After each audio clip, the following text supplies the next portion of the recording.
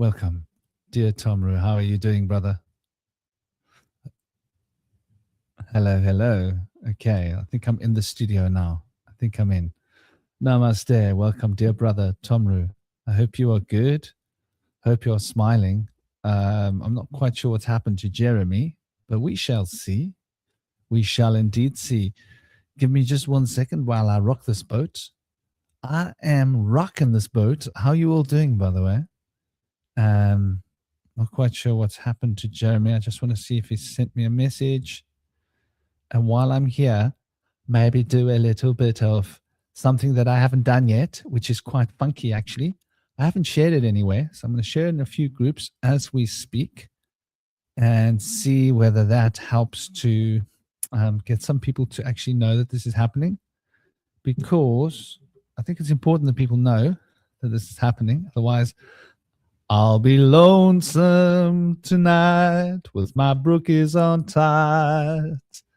And I'll feel like I'm living a dream. So please bear with me while I rock this world and see where else I can share this. Group delats. No, I don't think I'll share it there. I think I should share it in the spiritual. I'm sharing it in the spiritual groups, the groups of spirituality. And I think that should do us. Let's put it in the Vibe Tribe, ladies and gentlemen. So yeah, and as for Jeremy, I think he might still be asleep. So what we're going to do is we're going to see if Shinobi's about. I didn't ask Shinobi if he was joining yet, because believe it or not, I was working last night till quite late. You know, I am there for my clients and they're in different time zones. So sometimes I have to be available for clients at different times in the world. And so we never know what to expect.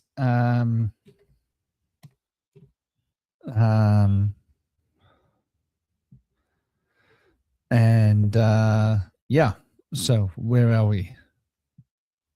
One last momentary shift. Just one last thing. I have a little ritual that I do when I'm doing a live, and I usually share it to some groups and stuff, and I just haven't been able to do it today because I haven't eaten, I haven't done anything. But it's okay, because I can eat when I'm dead, you know? No, that might be a bad joke. YouTube, don't take that joke seriously. I do believe in the ancient Egyptian idea that the Book of the Dead does rock my world. I think it's a funky book. I'd like to have a good cuisine when I leave this day and age, in the day and age of leaving. But I also believe that eating makes me feel sluggish. So let's rock. Okay, I think that's going to do it. Let's call it done. So I'm all yours, ladies and gentlemen. All of me is all of yours. And just to be sure about that, I'm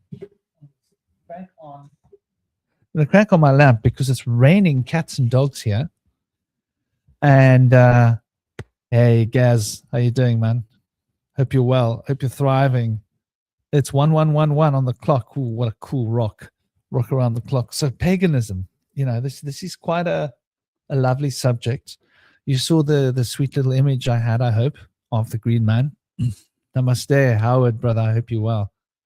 You know, paganism is something that for me on a personal level, now obviously we're going to touch on the basics. The basics, obviously, panpssychism. What we know as panpssychism really comes from nature worship and the appreciation that all of nature has a spirit. All of nature has its own fundamental intelligence. And that from a shamanic perspective, we have this chain of life flowing through us. And so when we breathe, it's by the virtue of the chain of life. When we move our bodies, it's by the virtue of the chain of life. In the Vedic cosmology, we would say that the prana flows through your system and animates your body. The Taoist Chinese medicine would say that the qi moves your body, right? Or the ancient Greeks would speak of the pneuma and the power of the breath flowing through the body. Namaste, madame. How are you? I hope you're well. Dragons. Ooh, dragons is a whole story. There's a lot about dragons to consider. We will touch on dragons. I mean, you can't speak about the breath and the energy without considering the dragon and what the dragon represents. But I believe that dragons were real creatures. That's my belief. I think a lot of what we appreciate as paganism is history.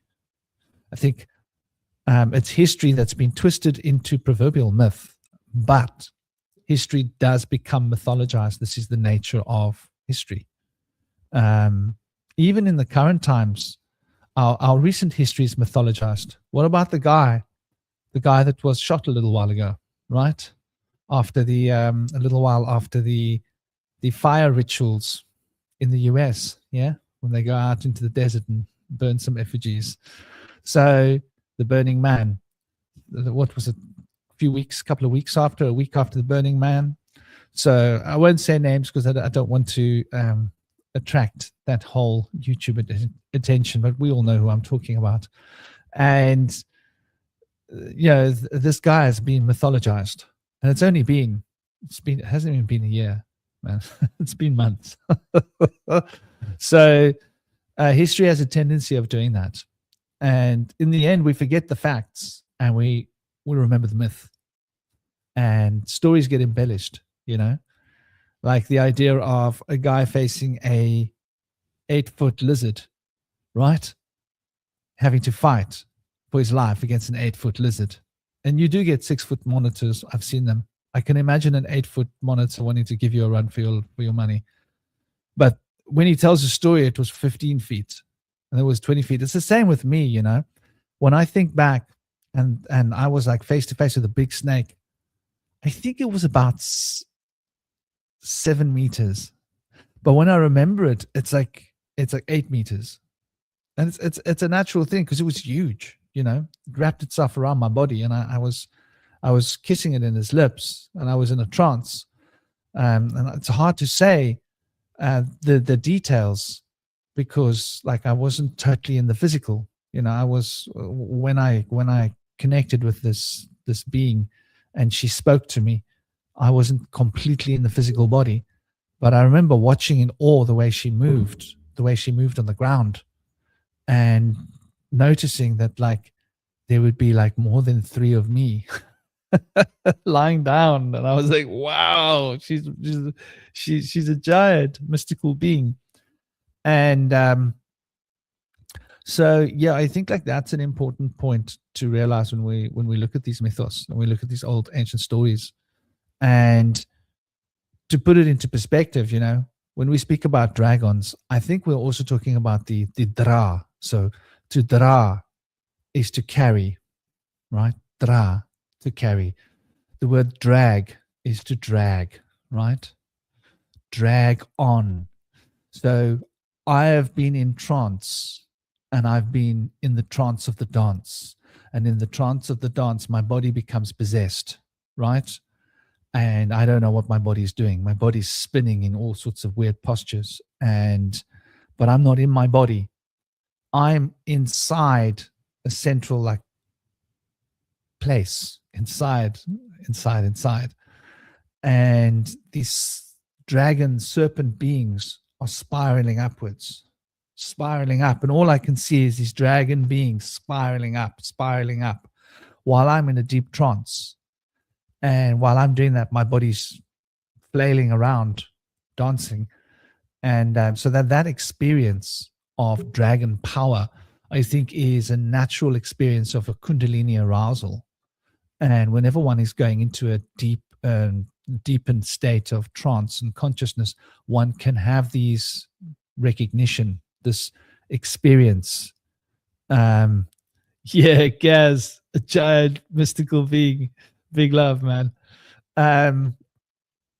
So I think, this nature of the dragon power, which exists within us, which is our Kundalini energy, which is a serpentine flow, is related ancient stories of, for example, you can hear stories in the Vedic stories about the dragon people or the serpent people, the Nagas, right?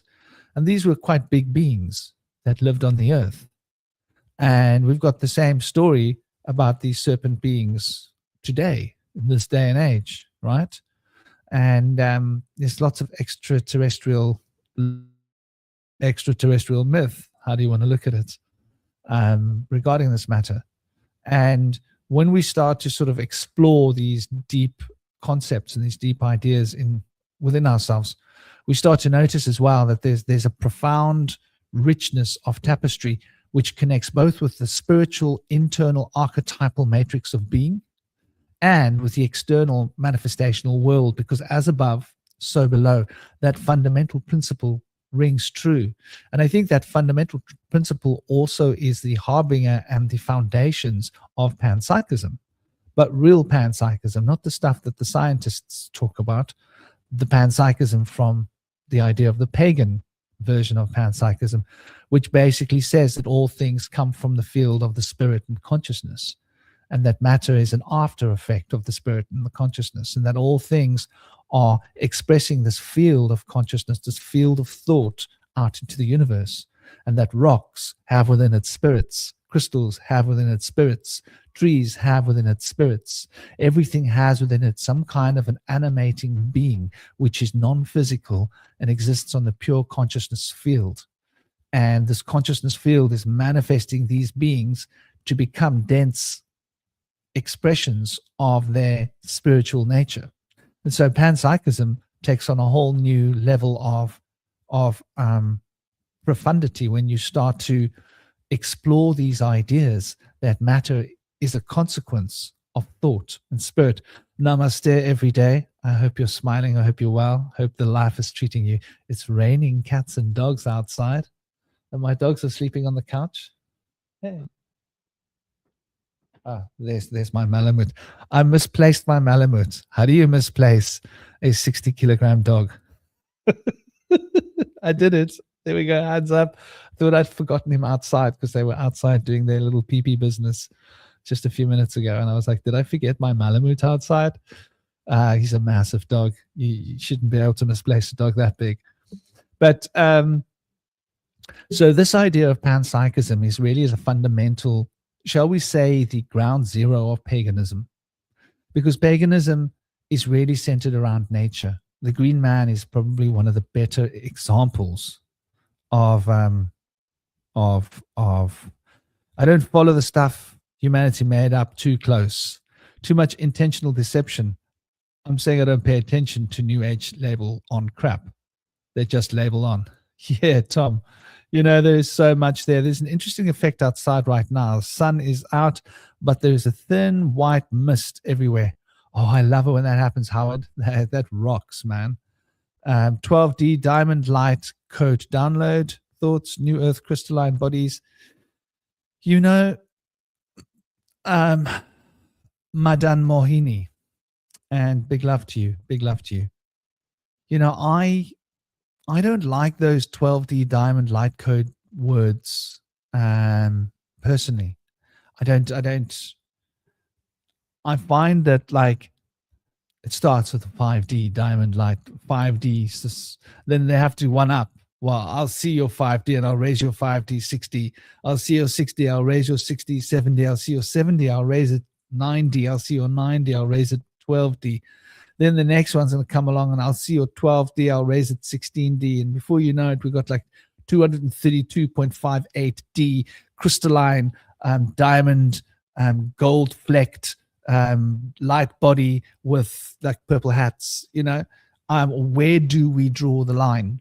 From a Vedic perspective and from many different situations, I keep it simple. I stick to the fundamental old cosmology of the roots of paganism and shamanism. Shamanism says we have three bodies outside of the physical body. The Vedic cosmology says we have three bodies outside of the physical body. The Kabbalah maintains that we have three bodies outside of the physical body, right? So well, when we look at this and these are fundamental bodies, we have the 7 chakras, we have the 7 frequencies. These 3 bodies can have inflections between them, right? So when you take 3 things, you can be operating on more than one level at a time. This is important. So you can be operating in one phase, one body. You can be operating in phase 2, 2 bodies. You can be operating in phase 3, 3 bodies. You can also be operating in the first and the second body. You can also be operating in the first and the third body. You can also be operating in the second and the third body. And then you can be operating in the first, the second, and the third body simultaneously. So there's 7 ways of operating through these 3 bodies. And you don't have to be operating. It's the same with a woman having an orgasm, right? A woman can have a clitoral orgasm. She can have a deep vaginal orgasm, or she can have a G-spot orgasm, right? Or she can have a clitoral with a G-spot, or a clitoral with a deep vaginal orgasm, or she can go for the hat trick and have all 3 at once, right? And so you see, a woman can have 7 different types of orgasm, but it's based on 3 fundamental types. Like, but when a man does his homework, he becomes an alchemist. He says, like, I don't want you to miss out, sweetheart. I want to see whether we can play this instrument and make chords. Making chords. So it's the same idea. You see, these ideas are manifested through our actual systems. They're manifested in our physical attributes. We can even relate it right down to the ground as the joining between a man and a woman, and the happy joy that this can bring to a bedroom, you know. But it's sex and paganism very closely linked, you know. Many of the old pagan traditions mixed sexuality and paganism in a very interesting way, in the same way that we see Tantra mixing sexuality and paganism in the East. They still do to this day. So, for example, some of the pagan rites would have been, you embody the god, you embody the goddess, you wear the mask of the god, you wear the mask of the goddess, you do the trance work of the god, you do the trance work of the goddess, you both enter into divine states of ecstasy relevant to the work that you're doing, and then you join with each other in a mutual act of sexual harmony, where you are not having that, the god is having it through you, and you are not having it, the goddess is having it through you. And so it's the god and the goddess meeting, but your flesh is being used by the god and the goddess. And what comes out of this meeting between the god and the goddess would be the divine child. And that divine child would be the child of the priest and priestesshood, and would be trained to become the next Merlin, or trained to become the next seer of the priestess schools. And this is how they maintained their lineages, because they needed children with ESP gifts, right? And if the man's got ESP gifts and the lady's got ESP gifts, and they both do spiritual work and go into a trance and bring out the most profound aspects of consciousness that can come into their bodies, at the time of joining, they're most likely to attract a soul that will reflect the highest potentials of both of them, meaning a child with divine gifts, which is what they were looking for in the priest and priestess classes, so that this child could continue the knowledge and the wisdom of the ancients, carrying it forward. And this was like a deep-rooted secret of paganism, for example. So they were not separate, but it was not mundane. There was nothing mundane about sexuality in pagan rites. It was treated with absolute respect.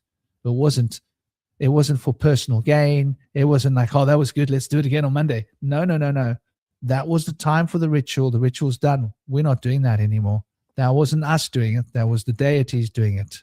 We just got to enjoy the deity's joy, you know, as a passenger. So, yeah.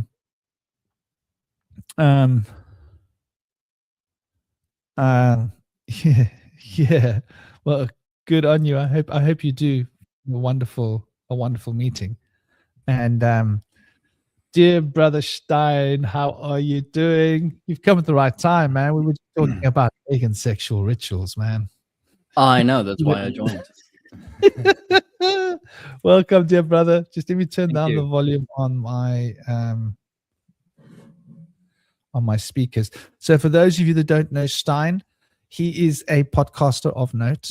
He's like, he works around the clock.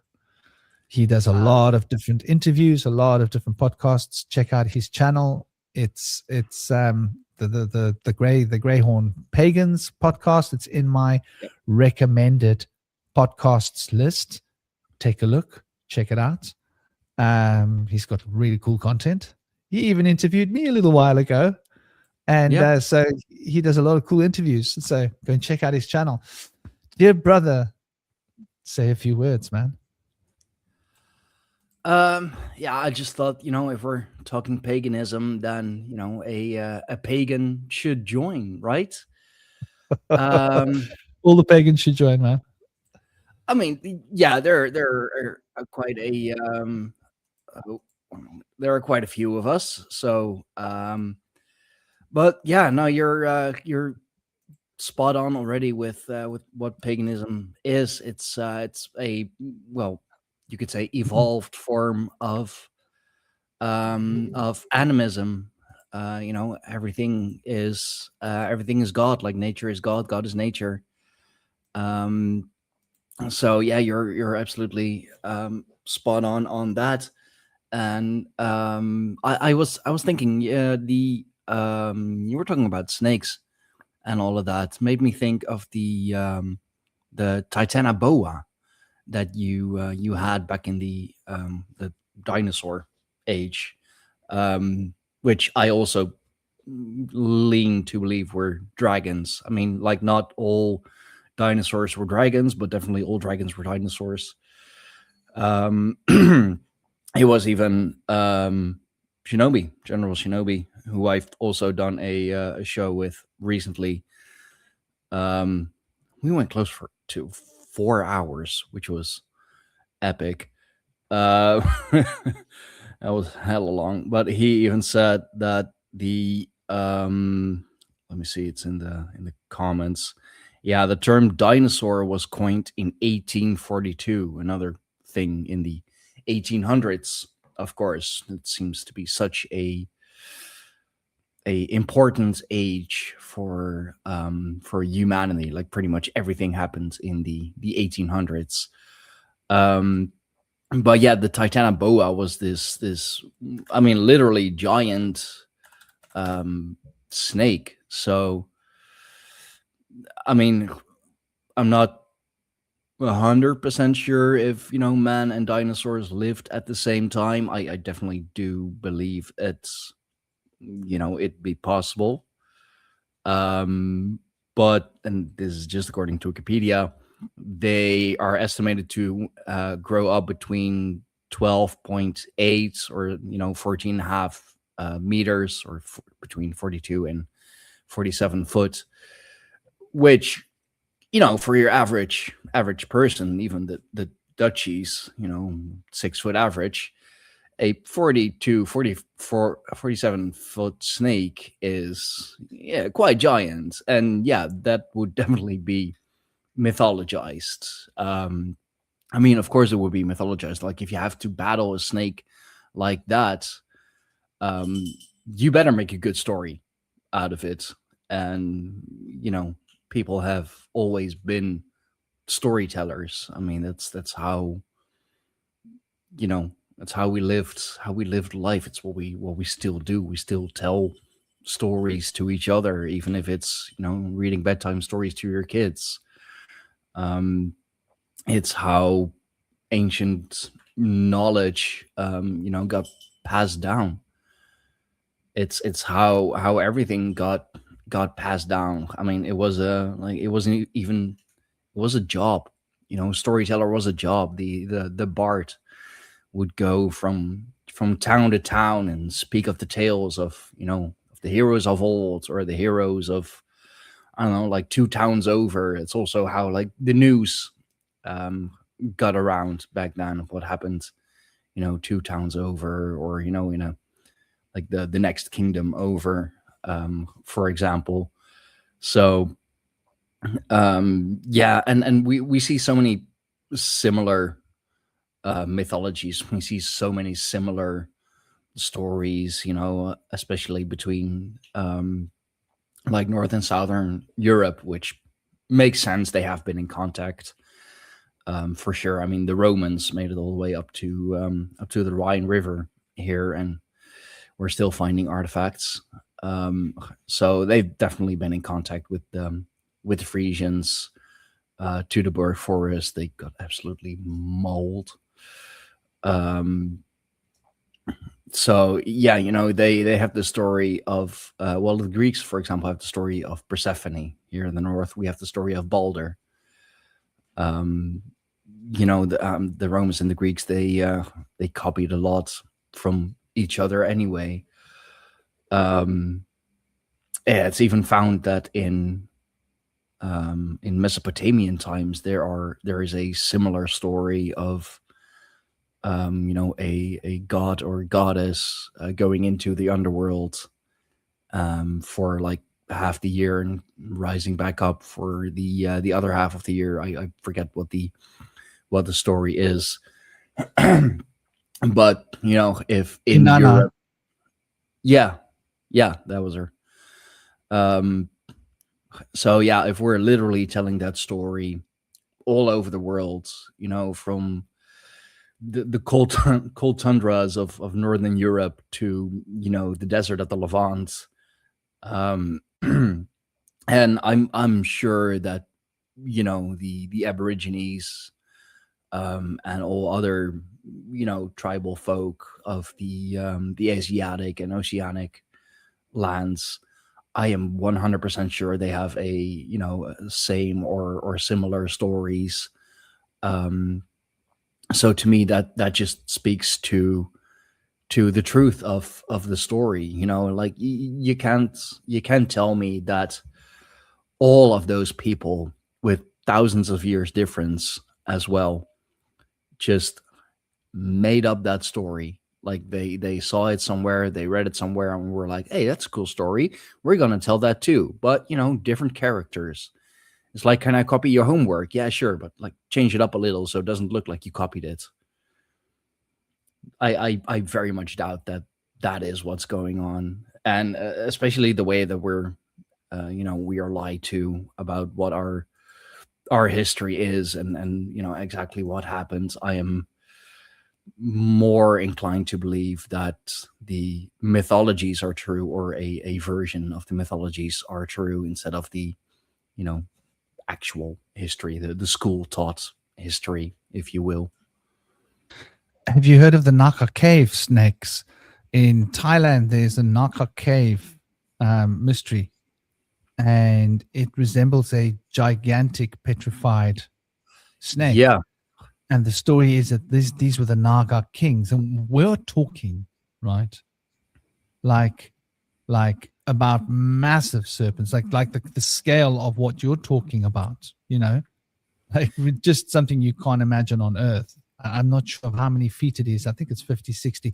Then there's also the stories of Serpent d'Ocean in France, which is a famous 426-foot long metal skeleton sculpture of a snake on the French beach. So I'm not sure when that one was done, but like there's this worship of these giant snakes which come back from like ancient times, and from a shamanic perspective I can completely appreciate it, because you have a psychedelic experience when you get close to these beings. They change your... I used to have an obsession with snakes when I was young. And just to track this back, like I have in my adult life, right, enough times. Speaking of the little beings, don't poo-poo on me, huh? Don't poo-poo on me now, please, no. I have in my adult life been in situations like being charged by a charging bull, and you'll be surprised. I've been in situations, in like a really dangerous area in Cape Town. And when I say like a dangerous area in South Africa, this was a long time ago when things were still a bit rowdy, like many like decades ago. There were dangerous areas. And I happened to be walking through this area. I shouldn't have been, but I was, because, well, since I've always been me. And these gangsters came with their pit bulls, and they tried to set their pit bulls onto me. And the pit bulls went for me. And I went beyond fear. And the pit bulls became my friends. And the gangsters got scared of me because they couldn't understand how I could control their dogs with my thoughts. And you know, when I was young, this was normal for me to walk outside and sense a snake.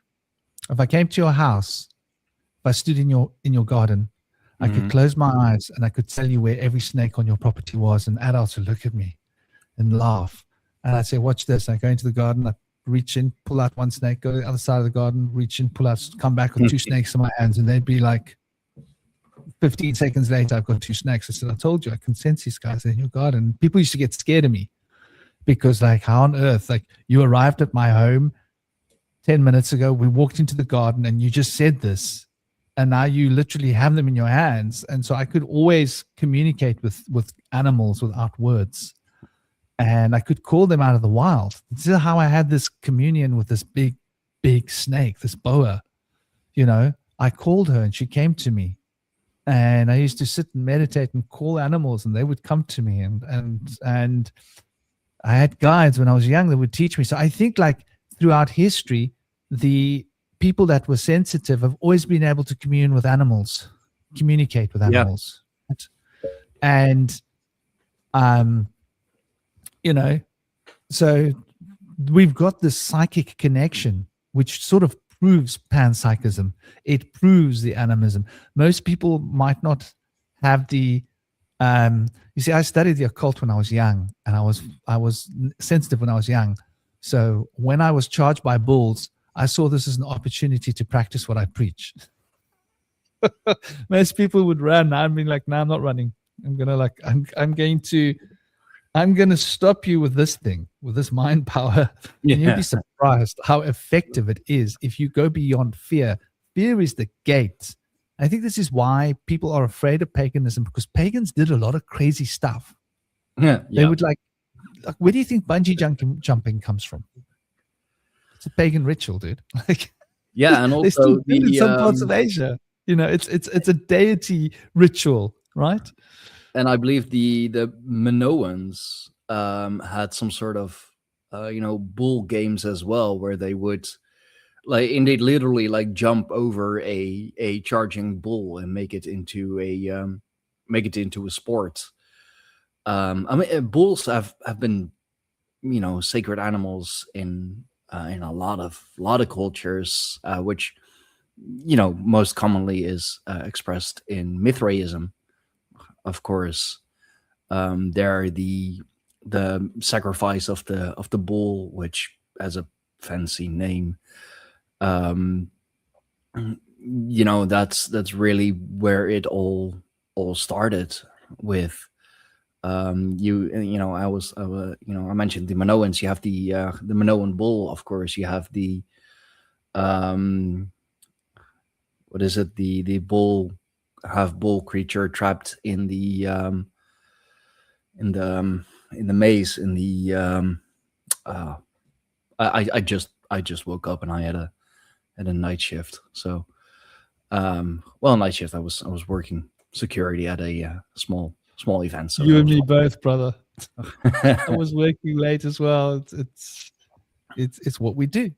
Yeah, I think I may have been in bed. Well, I think I went to sleep at 4:30 in the morning, because I got home late, but it was fun last night. I must have gone to sleep about half an hour, 40 minutes before you. Yeah, we're 1 hour. I'm 1 hour ahead of you. Yeah. So yeah. I mean, are we? Because we are on the summer clock now as well. So. Oh. So by you now, it's what 12:30, 1:45. I'm just guessing. Yeah, about 1:45. Yeah. Okay. So I went to sleep a little bit, maybe a little bit before you. Yeah, so I'm still kind of groggy. Uh, well, I thought, we're talking paganism, then it's only right for a pagan to come on, right? Yeah, it's very interesting as well. It's like this idea of um like, for example, the shamanism from the Himalayas. We have a lore about guides, which is very pagan. It's a very pagan concept, and you can see where shamanism and paganism comes from. And this is ancient traditions, right? Where Mm, you would call these spirits to you using your drum and certain chants, right? And in your trance, you would be possessed by these beings. They would come into you, and you would there would be a communication. Sometimes they would be next to you. Sometimes they would communicate with you. Different ways that it happens at different times. Like, what the work needs is what the work brings, right? yeah. But there's a very powerful connection there, and you can see, like, for example, when the spirit of the elephant comes to you, for example, right? There's a heavy Ganesh presence. You might actually see Ganesh. You'll feel these elephants walking around you, and they'll be showing you, or the spirit of, the spirit of the serpent will come, and or the spirit of the bull, right? Mhm. These are all close to me personally. Like Shiva carries the spirit of the serpent, like that energy, that vibrational field of what is Shiva consciousness will come to you when she comes close to you, and she speaks to you, and she shares with you different aspects. Normally, deep occult knowledge the serpent will bring, or esoteric knowledge, Yeah. where the elephant will bring you knowledge about what needs to change. For example, like things that need to be like reorganized in your life or somebody else's life. Like, why is this person suffering? Well, they've got these things that have got them stuck. They need to reorganize this pattern in order to get back to, a wholesome, healthy balance. And so you can see how shamanic, like ancient root shamanic, and I don't mean this modern shamanism idea that is written about in books, which comes from, Mhm. you know, comes from like Eastern Russia, where the language is what 400-500 years old, where the culture has been broken, and those people were migrating from different places, and what they are looking at there now, to me, is a sort of stunted form of shamanism, because in the Vedic shamanism, substances are not necessary to do the work. Himalayan shaman do not need substances. It's an initiation tactic. Yeah. Your shaman will like bring out these plants and say, try this. And you'd one time have like a mind blowing experience, but then you don't rely on that plant every time you need to do the work. The one time you open now you've been shown what to work. Now you sit with your drum, and you sit for hours with your drum, and you meditate on the drum, and you Yeah. allow the spirits to come to you sober minded. So, like, a lot of the shamanism that we've been sold is like a culture that was cut off from its, like a small group of a village that was cut off from its culture, and they had slim pickings for shaman. They just didn't have enough people. They didn't have a huge stock of a population to draw from, because you need to find people that have had certain experiences that will make them right to become a shaman. And so they're like, well, you're not really shaman material, but with a with an upper, you can do the job, Yeah. And so they rely on the substances to do the work. And now this is what's being sold to the world as shamanism, when actually that's Yeah. like a remnant of true. Like the same with paganism, they would use certain psychedelic mushrooms, but it wouldn't be something that you take all the time. It would be on a ritual, wouldn't it? Yeah, no, and that's what bothers me, especially when people talk about the berserkers or the Ulfatnar. It's like, oh yeah, they took these magic mushrooms and went into this furious trance. Um, uh, that's not. I mean, It maybe doesn't make sense. sometimes they did, maybe every once in a Yeah. while, but that's not. It's not the standard. Yeah. I've never taken shrooms myself. I've never done any psychedelics. Um, but I can tell you that I've heard enough talk about it, and I've seen and done enough research on my own. When you're on shrooms, the last thing you want to do is fight, especially like fight to the death, quite literally. When it's either you or me, and I don't care if I lose an arm or lose a limb, whatever. It's gonna be you. um they went into this furious Odinic trance with indeed the help of a shaman. He channeled Odin, he channeled Wotan, and brought his berserker, brought his Ulfadnar in this trance, this animalistic trance with him. And it's something that I've discussed on a live stream myself recently, that because you were talking about the different bodies. Norse paganism, Germanic paganism knows them as well, and it is said about the berserker or the Ulfadnar that they transformed into the wolf, they transformed into the bear. And I was kind of thinking to myself, also kind of going off on the most recent Viking film with the Northmen. There is a group of Ulfadnar, of wolf warriors, who like really behave as wolves.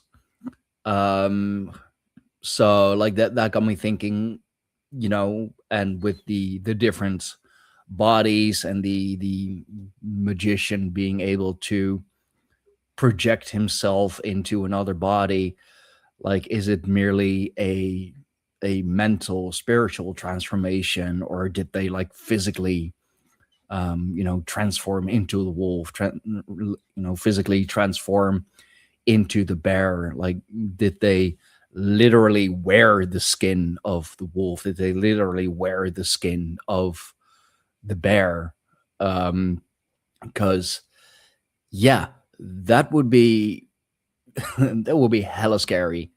It's bad enough if you encounter a bear, and kind of, depending on the bear, how like actually scary they are. But imagine a whole like group of bears or wolves in this, what looks to be like furious state, coming at you, running at you. There's no way of escaping that. So Yeah. and yeah, as as Howard said, a lot of it is heavily distorted and psyoped, for good reason, of course. Like, those are the European stories, that is the heritage of the European man. And as we have seen in over the last, I don't know how many years, everyone can be proud of their heritage except for the European. You bring up some interesting points there as well. And like, I can tell you this, like, there have been times in my life when like danger has been present, and I've opened myself to the universe, and I've called, like, getting possessed. I've allowed myself, I've made myself, I've opened myself to being possessed by beings that are really dangerous. At times when it was necessary. Like the one time I was surrounded by a group of men with knives, with big sickles and big blades. 4 of them, like a half moon around me, and they had me pinned with my ex-wife on the back, and I could read their minds. They're like, my ex-wife she was an attractive woman, right? She was a yoga queen, attractive woman. And in that moment, I didn't have time to think, and I opened myself to a spirit.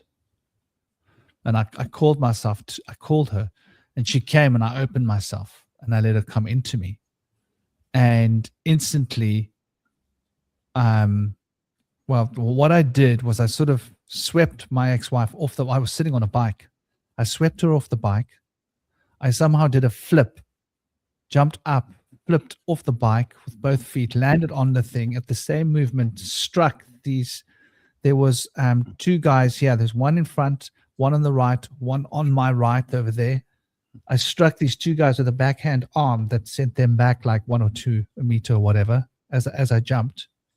Landed on my feet. My ex-wife flipped over. She landed in the bushes. I raised my hands into the air. I breathed in the spirit in like one moment, and I screamed. It wasn't even my voice, like a blood.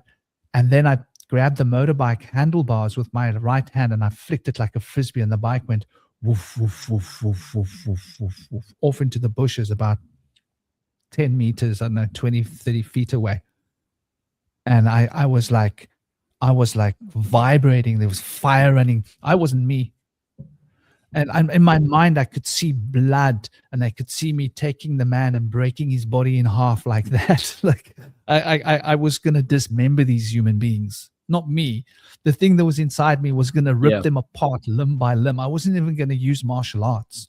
I was literally just going to like rip their limbs off, just rip their heads off, rip their limbs. Yeah. So I can imagine, and that like my ex-wife was in danger, and I realized these guys are all armed with blades. It's close quarters. You know, there's a limit to martial arts, right? When you've got like 4 guys armed with, and then they're all armed with blades, and one of those blades gets through your guard. What are you going to do? You're surrounded by them. You know? You're pretty done. Yeah. You can, but then there's someone else you got to think about too. You can like use trees, you can use bushes, you can dance around, but you can't when there's someone else, because you got to be between her and them, right? Yeah. Which like is a whole nother psychological drama. So in that moment, my brain did the calculations really fast, because my brain calculates fast. And I was like, there's only one choice. There's only one option. That. So I was like, I opened myself, and I just called. I called like spirit of death, come to me. And she came right into me. And her thoughts in my consciousness makes my neck crawl at the blood curdling desire for blood. I never knew that I could have a desire for blood like that. It's like, I understand now what bloodlust is. Yeah. And thank God those guys, they dropped their knives and they ran away. Like sickles and stuff, like they ran away. Because I think when they saw me flick the motorbike, they were like it was a wrist action. I flicked the wrist, like it just was in the way. I was like, whoosh, the bike just went woof, woof, woof, woof, woof, through the air like a frisbee. And they looked at that and they were like, that's not physically possible. There's something weird. That's not human. Let's get out of here. Exactly. You can become extremely physically strong if you're possessed. People can crawl on the walls when they're possessed. We hear about it and we don't believe it. I believe you can walk upside down on the roof if you're possessed. Okay. You know, you can get all sorts of supernatural powers that you don't have, but they can work through you, you know. I mean, you do have them, but you don't know how to use them. But these beings do when they're in you. I mean, it makes me think of a few things. You know, there are many combat athletes who say that, you know, when they step into the ring, they become someone else. You know, and they, like, every fighter has their pre-fight ritual, of course.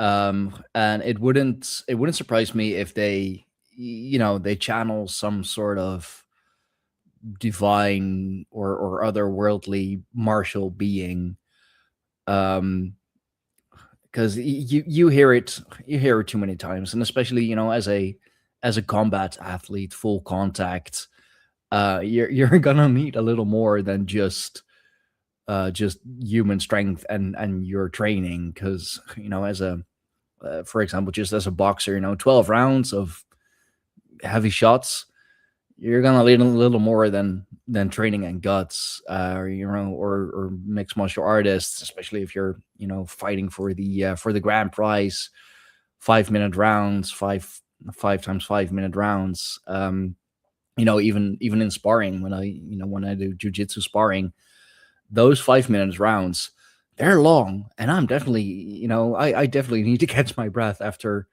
a round like that, and that's just sparring. That's not even the real deal.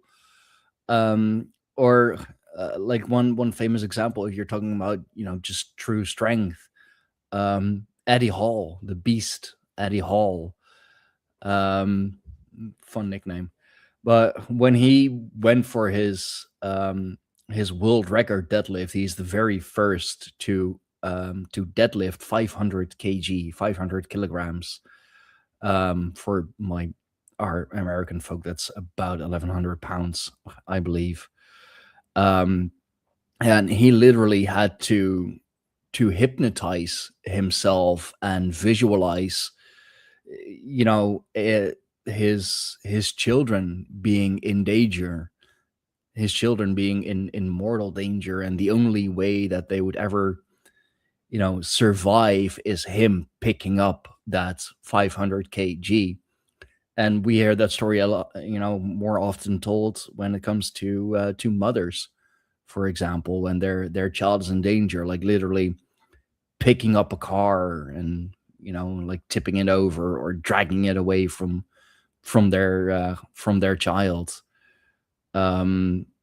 And also, you mentioned like walking on the ceiling, made me think of the movie Split, which is about split personalities, of course.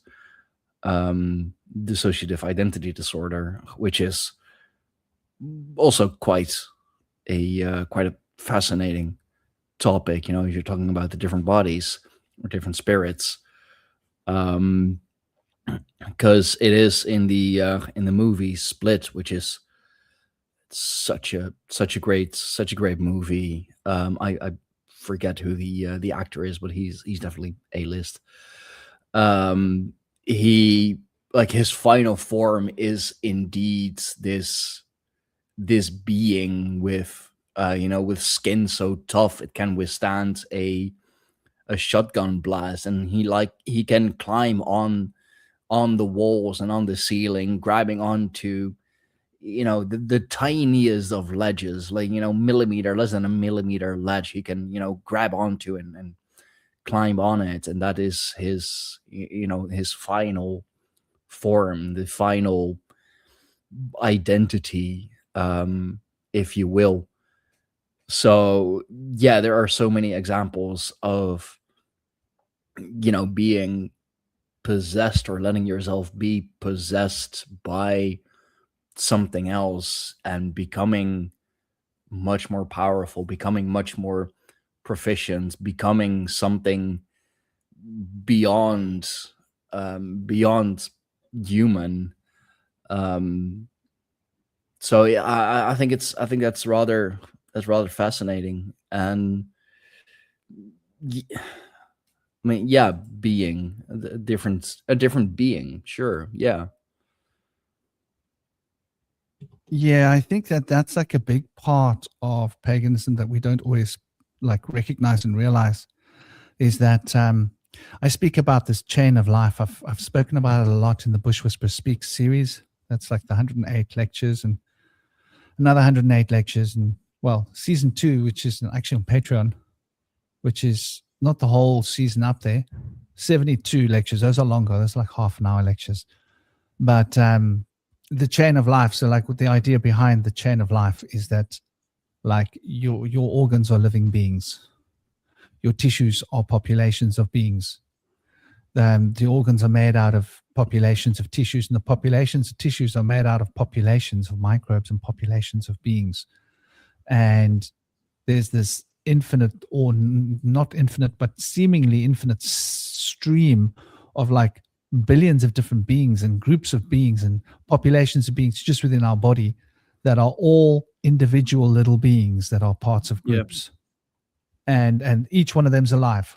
Each one of them's got consciousness on its own level of consciousness, and that the whole universe the macrocosm is the same, and that these beings are not just physical beings, but they have psychic, spiritual counterparts, each one of them, just like we do. And so that's like the scale of panpssychism, the scale of animism.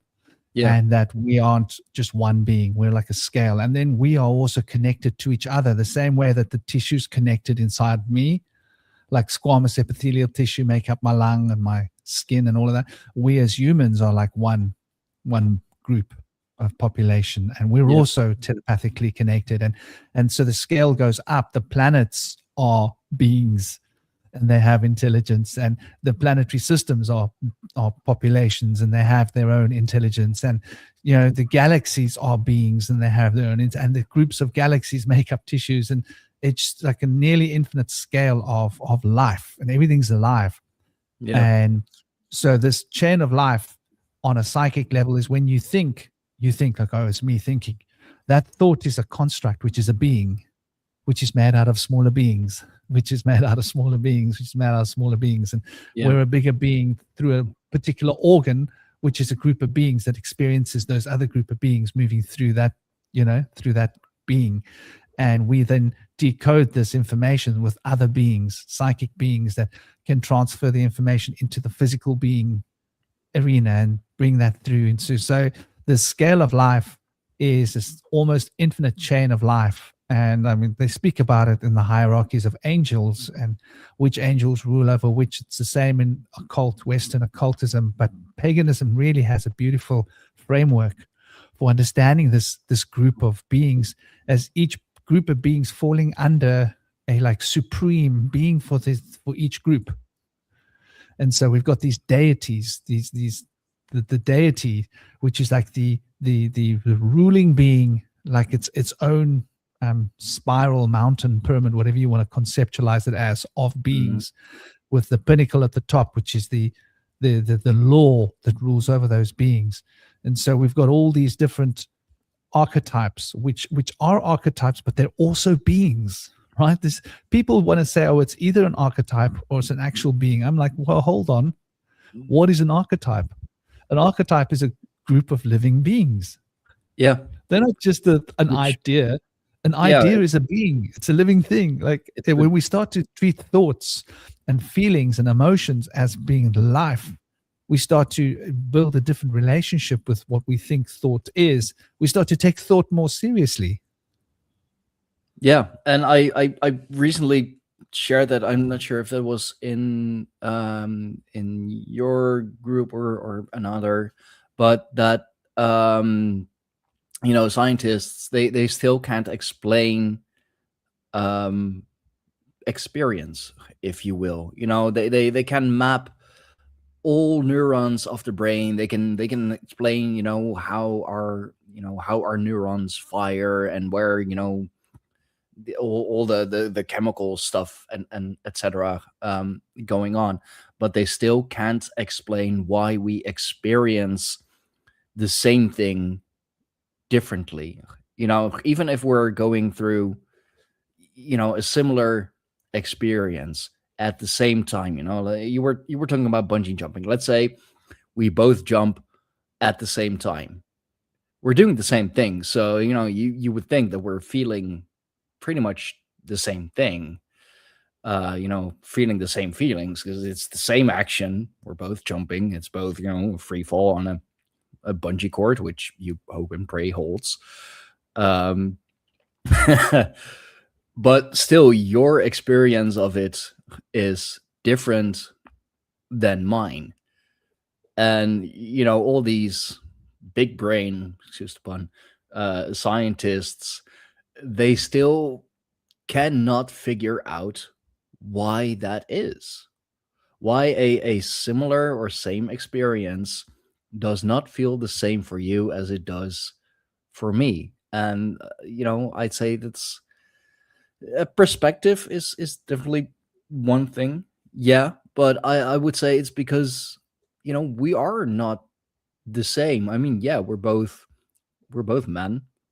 Sure. We're both human. Sure. But I would say that, and I mean, that's about where the the similarities end. I mean, yeah, we think the same on a lot of things, but we're not the same. None of us are the same. I mean, twins may be an exception, although they are not the same, but very closely linked. So they, experience what the other experiences oftentimes.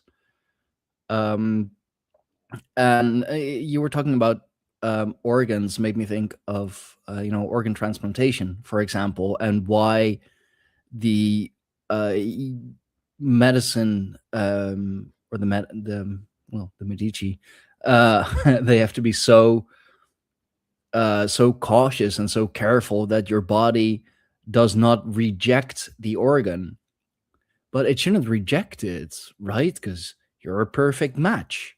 Like all all the right genetic markers line up. So why does your body still reject it? Well, it's because, I mean, literally someone else is being transplanted into you. And there are plenty of stories of, someone receiving a transplant from someone who unfortunately passed away, and they end up marrying the widow because I don't know, they develop these feelings, perhaps because that someone is inside of them, and the dark side of that is there as well. I've recently read that someone got a an organ transplant. I can't say for sure what organ, of someone who unfortunately took their own lives. Years later, the transplant receiver ended up taking his life in the same way. So it's like, first of all, your organs are indeed part of your being. And Tom Rua is is making some great points of that. The sum of many is equal as to one. Many parts make one car, many planets make one solar system. Bushmills were, like, as you said as well, many different parts make one whole. So yeah, and especially if it's a very traumatic happening, like taking your own life, for example, either way, that is traumatic for for yourself, for everyone around you. I have firsthand experience with it, unfortunately, through my brother. It's something that sticks with you. And yeah, it would absolutely not surprise me if that's something that sticks in your physical being as well, through your energetic body, or through whatever body that that may be involved. So the transplant receiver ending up marrying the widow, I mean, yeah, that kind of makes sense. Or the transplant receiver ending up taking their own life in the exact same way. Also, still tragic, but kind of makes sense to me, because you're putting a part of them into you. And that's why you have to take, at least in the very beginning, like, you have to take so many medicine to fool your body into accepting what is not yours. There's a lot of this prevalent. Even just, I think, I was looking at the stats just now, and it seems the pancreas is the highest. But there's a very much high prevalence of people getting transplants that end up committing suicide, just because the psychological implications. Like, it's like you're not yourself anymore. Like, who the hell am I? Am I losing my mind? Right? Like, I don't like eating. Somebody doesn't like eating olives, for example. Now suddenly they can't stop eating olives, and they go, "Oh, that's weird." And then suddenly they like things they didn't like before. Yeah, imagine you're a straight man and you get an organ from a homosexual man, and you suddenly going to develop homosexual appetites, and you go, holy, what's wrong with me? Oh my God, am I losing my mind? Like, that would be enough to send you over the edge, wouldn't it? Because like if you're a straight man and then you're not Oh man, that can you that would imagine that? cause, Like, yeah, that would cause so much psychological stress. Yeah, I'm very much a ladies' man, but if all of a sudden, I have an you start looking at your friends for dick, differently. it's like, what? You're gonna think there's something wrong, man. Yeah, absolutely. And no psychologist, no therapist, no psychiatrist is gonna be able to fix that, because there is something inside of me that is not me. Yeah. So like you can imagine that, like, suddenly different proclivities, different opinions, different emotional states that you're not used to, that you. So yeah, I mean, our consciousness, I think that's a very interesting point. Our consciousness is carried by these organs in our body. For example, like a liver will carry anger. The spleen will carry overthinking and worrying, and the heart can carry anxiety. The lungs can carry sadness. The kidneys can carry your fear, right? So all of these organs carry their own associated emotions that we, and if you suddenly get a new organ, and now you've got that organ's history, but getting back to some of the ideas, in terms of like the fundamental, I think we were talking about dragons earlier, and this dragon spirit energy.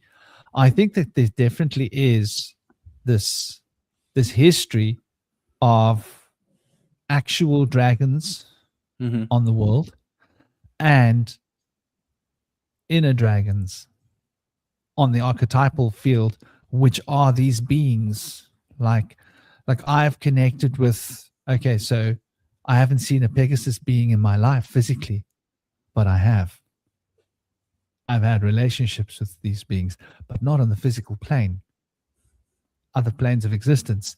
And like there are beings that you'll meet on the other planes that they're not a physical being. Like I think they were at some point maybe embodying physical bodies, but maybe they were hunted. Maybe the conditions on Earth changed so that they couldn't survive anymore, right? And you were mentioning as well, like getting back to the giant dragons and the serpent, like the story of Loki, right? I think I think these ancient stories are history. I think these ancient stories are very ancient histories that have been kept alive by the tribes. And these stories are universal historical stories for humanity. And every tribe remembers the story a little bit differently. And so the tribe on that part of the world will tell their version of the story. And the tribe on that part of the world, like one of the universal stories is the flood, right? There were these great floods. So that, like, wherever you go in the world, there's stories of the flood. There are going to be different stories, different characters, but there's something of a similarity in all of them. Another universal story is that there were giants. Yeah. Universal, wherever you go, there were giants. But then we go, no, it must be a myth. Hold on. I think it is mythologized. I think the giant beings do exist in that realm because, well, they're not physical anymore. So where do they go? Hello, they went to the underworld. So they must be there. They don't just no, like, where did they go? They went somewhere. You can count on that. And wherever they went, we should be able to access them. But I think there was a time when those beings were here. And so a lot of these pagan stories, too hard to believe. I think there's a reality to them. And for example, Ganesha. Okay, so a being that had an elephant head. What is that? Did the being actually have the head of an elephant? No, maybe that being was so embodied with the spirit of the elephant that when people were in front of that being, they would start hallucinating. They'd be looking into your eyes and they'd be seeing an elephant because your consciousness stream is so powerful that you're like blasting them with your psychic energy, and they are seeing the elephant that's inside of you, but they're seeing it in your face. And maybe your face would have certain lines that does look a bit like an elephant because of the shape of your face, because as above, so below. Sure. And Yeah. so that being would literally project itself through your face. And I can tell you now, you say you about psychedelics. Oh my gosh. Like, I should talk about psychedelics sometime, because like, I was the tester for psychedelics when it came into Cape Town. I was the tester. So like the people who used to bring the stuff into the Western Cape used to get me to test stuff before they brought it in, because like I was like, I went through a lot of psychedelics. Like, I could write a book on psychedelics. Forget Hoffman writing a book. I could write a book on, like, my first 1,000 acid trips. I can literally write that book, so like I literally used it like a laboratory. I took my body and turned it into a laboratory. And I had like a bottle list, like take lots of that and then climb that cliff, tick, go climb the cliff, take lots of that, go and do that, tick. So I used to do crazy stuff, like everything that you can imagine doing, I've done on psychedelics, because it was on my bottle list, right? Mhm. And I wanted to experience what it's like doing that without it, what it's like doing that in that state of mind, and climbing with the spirits and having the spirits move my hands, and that, like, playing with these ideas, because I was like fascinated by not being alive. And so I was like, wow, that's quite interesting. Like, if I'm not alive, that's fine. That'd be interesting. Like, oh, I wonder when. That sounds like that would be a cool trip. So I always push the limits quite often, and but like when it comes to those experiences, I tell you now, you're talking to someone and their face changes, and you see another being in their face, and you go, interesting. And it used to happen to me a lot as a child. Before all of this, I used to see beings in people's faces. And now I can shift my consciousness to look inside, like when I'm talking to people, and see what I see. And I'll see animals and I'll see beings. So if I'm talking to someone and I allow myself to go into that sort of state of mind where I'm not really focusing on one thing, I'm just focusing on the blanket in front of me of like what I'm experiencing, and just allowing my mind to like spread out and like surround everything, then I'll start seeing these beings, and they're like animals. And these animals, so like someone will be talking to me and I can shift my consciousness, probably because of all the experimentation that I did. I learned to do it like a practice, like it's a muscle, isn't it? Yeah. So like you can draw information out of people, and they might not even know it. Like, you'll meet this person, you'll say, this person's got the spirit behind them. Let me talk to the spirit through this person. And I'll be talking to that spirit, having a conversation with that spirit, and that person will be talking to me.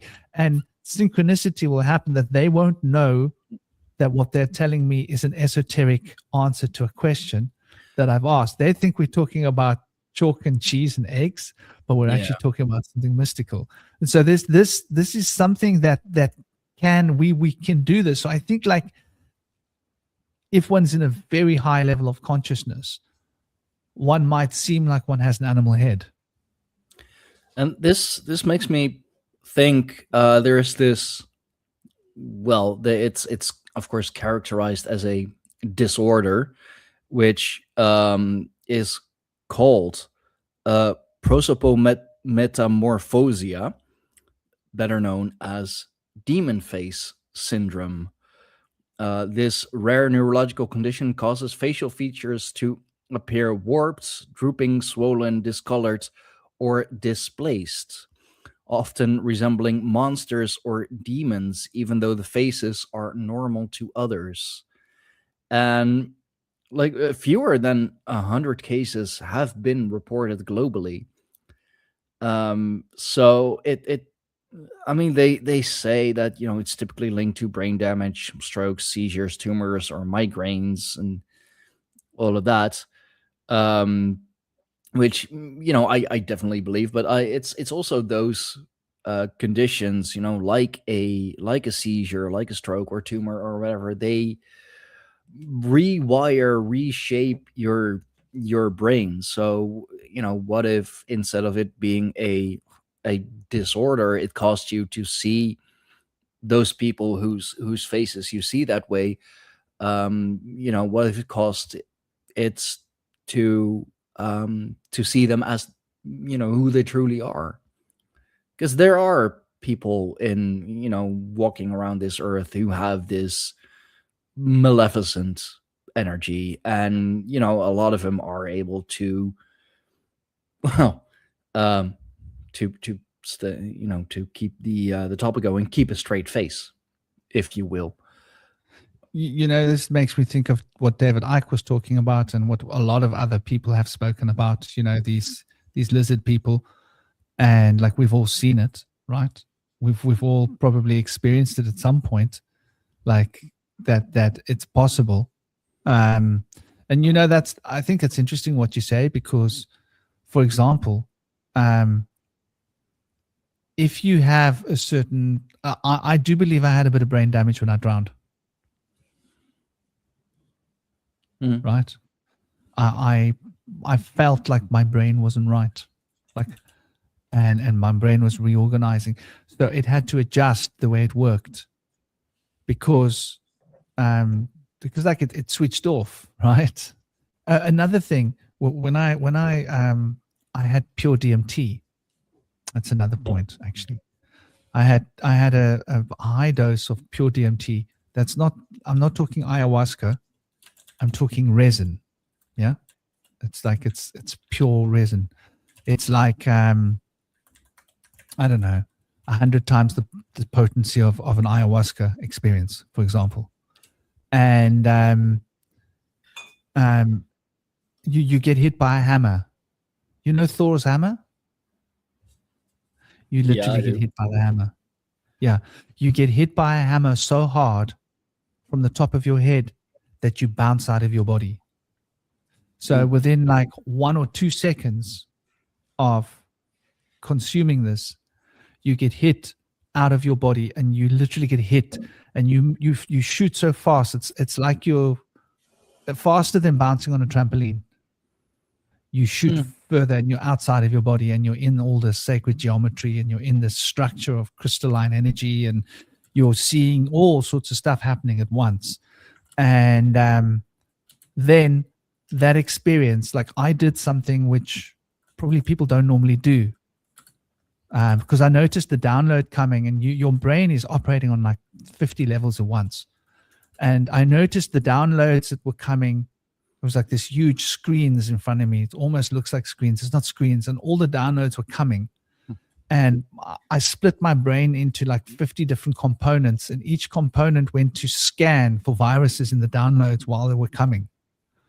And there were flags popping up. Beep, beep, beep. And that flag was about how to behave with police. I was like, whoa. That flag was how to behave in social. Whoa, whoa, whoa, whoa, whoa, whoa, whoa. This is not the download. Which restaurant am I in? And I noticed that there was something peculiar about this download that wasn't working for me. And so I took a whole, like, my mind like a balloon, and I imploded it. I grabbed all of that stuff and I pushed it into a like compressed space. And in my mind, I pushed it, and it imploded. And it created an internal shockwave that was bound in this, like, my mind took it like this in a fist, and I squeezed it and crunched, and it went, and this internal shockwave reverberated, and my brain switched off. I literally felt each cog start click, click, and I felt my brain slowing, and my brain turned off completely, and it was flatlined. And then I felt one cog start to turn. Then I felt the next cog start to turn. And then after all these cogs started turning, then my brain started to fire up again. And after that, the trees were talking to me. I could hear the trees talking, but it was they like talking really, really slowly. Like, you got to listen. Like, one syllable takes like, I don't know, 10 minutes. So you got to really listen for a long time to hear one syllable. And so if you want to hear like a word, it takes a long time. If you want to hear a sentence, it takes a long time to hear. But the trees were talking to me, and there were these other forms of beings in the trees. And I was like, wow, like, like I've been everywhere where psychedelics can take you. Every Yeah. different kind of shroom, every different kind of medicine, every different kind of herb, every different kind of lysergic, every this, every that. And this is a whole new. I mean, I've connected with beings in trees. I've connected with this. I've been beings in water, beings in fire, but this was something else. There was like literally these organs in the tree, like I'm talking about the chain of life, but the trees have their own chain of life. Yeah. And so, just bringing it back in a full circle, this idea that we are separate from nature, I think No. it's like instilled in our minds as children, because a lot of children have these experiences, right? And so being able to see these spirits in people is a natural thing in children, right? I remember when I was being exercised as a child, right? I was exercised a lot by priests, Catholic priests, like, I don't know, half a dozen, 6, 7 times I was exercised. Yeah, we spoke on that And on the episode I that we could did. see beings in their face. I could see beings. And I said to my dad, don't leave me alone in these things inside these people. My dad was like, no, these are good people. I said, Dad, there's things inside these people. Don't leave me alone with them. There's things inside them. I can see them. And I could see these beings behind the faces of these men that were like nasty beings. And I didn't see that around everybody, but I saw them in those Catholic priests' eyes, in their beings, in there. And most people I didn't see that in, but some people I would see these beings in, and they would make me like feel very. So, I think as children, we have a natural tendency to be more open, and other children could also see these beings, some of them I noticed, but they wouldn't necessarily talk about it. But after I drowned and I got a certain amount of brain damage, I was like blown open. So I think, like, didn't they make a movie about that, Sixth Sense, with John Travolta? No, that wasn't John Travolta. That was no, not Sixth Sense, a different film. There was one with John Travolta where he's got a brain tumor and he becomes a genius. Oh, that might be. I don't know, actually. It's an old film, and it's sort of, it's like what we're talking about, John Travolta and aliens. I mean, and there's the Sixth Sense with Bruce Willis, of course, which is of course a Shyamalan movie. But it's funny, like you were The Phenomenon. Oh, I don't Phenomenon. I don't know about that. I'll have to look that up. Yeah, it's John Travolta, and he's got a brain tumor, and he's developing all these ESP abilities, but he's dying. Yeah. And it's this. I think this happens in real life. I think it's not uncommon. Probably, yeah. Okay. But you mentioned talking to the trees. That really reminds me of, like, also speaking of mythologies and stories, Treebeard and the Ant Folk from the Lord of the Rings story. I mean, Tolkien weaved so much, like he weaved, of course, Celtic mythology, Germanic, some of his Catholic upbringing as well. You can see that with Aragorn, like he's really portrayed, later on as this, this Jesus figure. So, with the return of the king, I mean, and the crowning, he's, the new savior of mankind being crowned and all that. Still amazing fucking movies. This is one of the reasons why I got this chess piece. But the trees are incredibly old, and they do speak incredibly slow, and that's in a very ancient, archaic language, which is very hard to understand. That's why I can remember, from at least from the movies, I seriously need to reread the books again.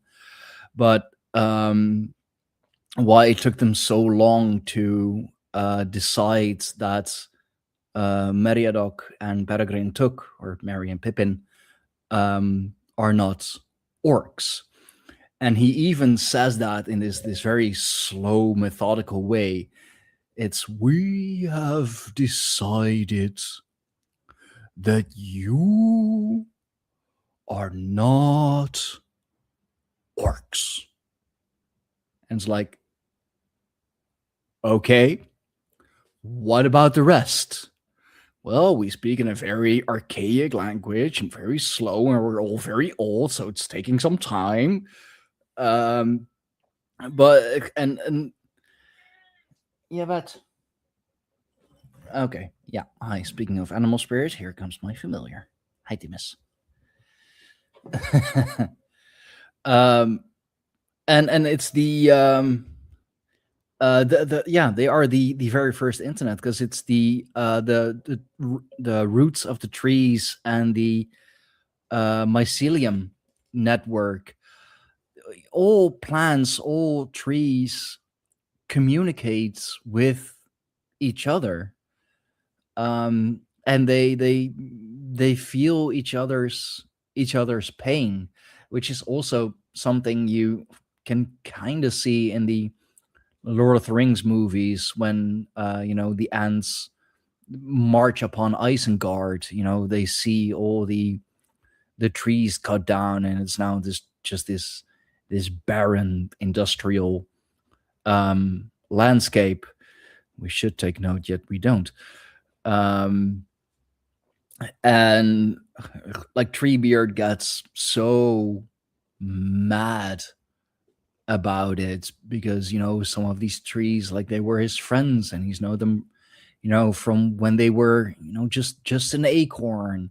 So they have these feelings, they have this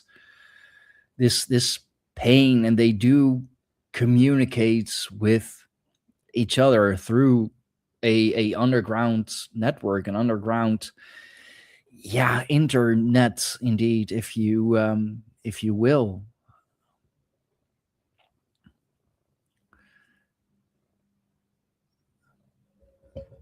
So I think, namaste, quick, big love to you,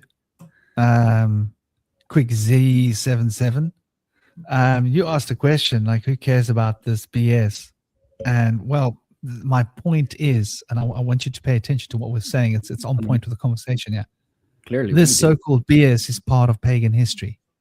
This is the stories of the pagan magicians, shamans, witches that would go into nature and would commune with tree spirits, and the tree spirits would speak to them directly. And these experiences are available to us here now, and there are many different kinds of experiences that many of us have in different times in our lives, where we actually commune with spirits of beings, whether they're trees, animals, humans. Within the spirit of the earth, I taught my child, for example, I taught my son, Joshua Eli, I taught him how to see the gnomes, right?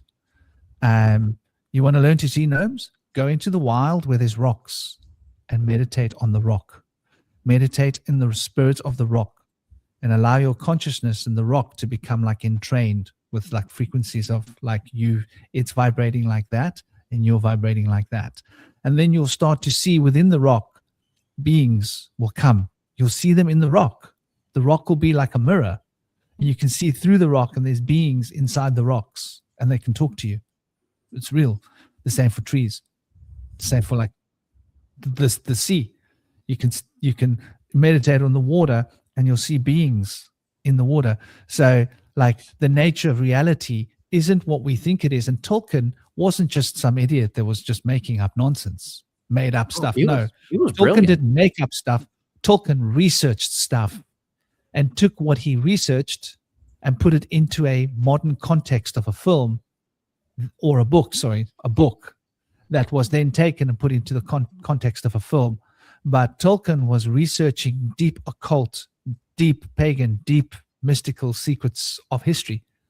And so, the story of the 9 rings, these are occult secrets of the 9 spheres. Go and read up on Sufism that speak about the 9 rings and 9 gates. It's the same in every pagan tradition. There's always 9 different realms, 9 different, Yeah. Take it how you want it. Tolkien didn't make this up. Tolkien just reappropriated mythology and changed the mythology a little bit into something that's a modern context that's entertaining. I mean, he wrote it to, to also be the mythology for England, the mythological story for England. That's why he weaved so much, so much Celticism, or Celtic beliefs in it. That's why he weaved, a lot of Catholicism in it. They are amazing stories, and they touch on, so many older stories as well. The stories of the heroes of old. We all know the stories. We all know the stories of the heroes of old, and you may call them, call them Hercules, call them Thor, call them, who was the call them Beowulf. They are the heroes of old. They are the men of renown that we tell the stories of still today. And even if it was made up, even if, there are still stories that we should listen to. There are lessons in those stories that that we should learn, that we should think about. What is it to be a hero? What is it, what is it to be a hobbit? What is it to be a simple farmer?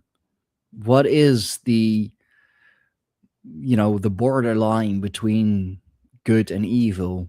How does one become, Gandalf the White from Gandalf the Grey? How do you, I mean, clearly by defeating Balrog. That really did it for him. Which is just another way of saying that he defeated this great evil and even died. So it's even a resurrection story. There you go again with the Catholicism. Although that's a story of all ages, all people. The story of Odin is also a resurrection story. So even if they are all made up, it's still the hero's journey. There's still very clear, deep lessons in them. It's why we still talk about them today. It's why the Lord of the Rings movies were so incredibly successful, and why nothing like that will be ever created again. And everything that has been created afterward, like the Rings of Power, is a mere like bad ripoff, trying to cash in on something that was incredibly profound, incredibly popular. And as evil does, it cannot create, just merely distort or very, very badly copy. It's interesting, like you say, even if it was made up, I think the evidence is stacked against it being made up, because you'll find that these stories, for example, let's just pick a very well-known common story, a story of Tahuti, who they call Thoth. But the same story of Tahuti and Thoth is in the Greeks. They call Hermes. The same story, you can go across the ocean to an Amazonian tribe that speaks a different language, separated by thousands and thousands of miles of ocean. And they got the same story there, but they call him Quetzalcoatl. So how did the same story end up in a different language, in a different place, separated by vast bodies of water? And you'll find the same story in different parts of the world. So, and you'll find that this is like, you'll go off into East Asia, and you'll find the same story under a different name, different language. Like there's quite a lot of evidence to the fact that, well, what are the odds that they all made up this old story and they got the details pretty similar, right? Like, what are the odds of that happening? It's much more likely that there's a universal ancient story that everybody knows, which is so old that we don't know. So, and then we find this evidence, right? on the planet as well, like old ancient civilizations, like underneath rocks, like the Tibetli.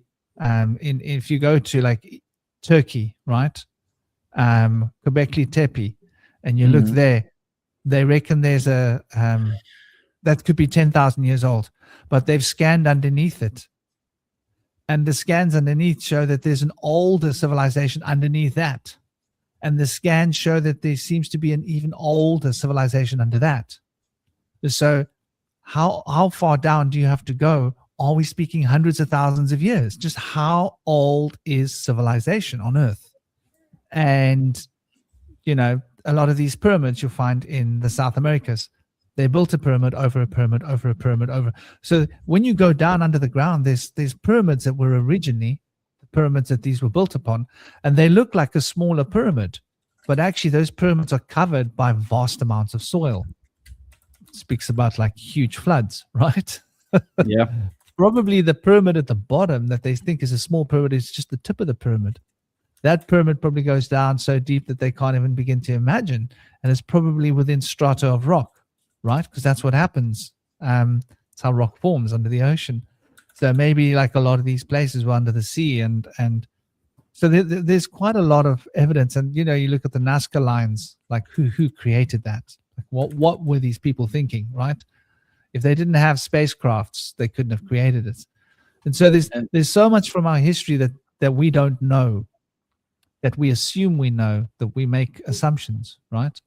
And the Nazca lines, you have similar things in Europe as well. There is this huge depiction of the Dagda, a Irish god of the Tuatha De Danann, on a hillside in Ireland. I just got reminded of that yesterday because it's on one of the cards that Sarah pulled. And there all are across so England. many. All across England, I went to see the White Horse. Beautiful. Yeah, It's a yeah, massive no, white horse. absolutely. There's loads of them. I've seen a lot of these things. And here in the Netherlands, we have the Hunebedden, for example, who are said to be graves, I believe, or grave sites. But I mean, they're much more.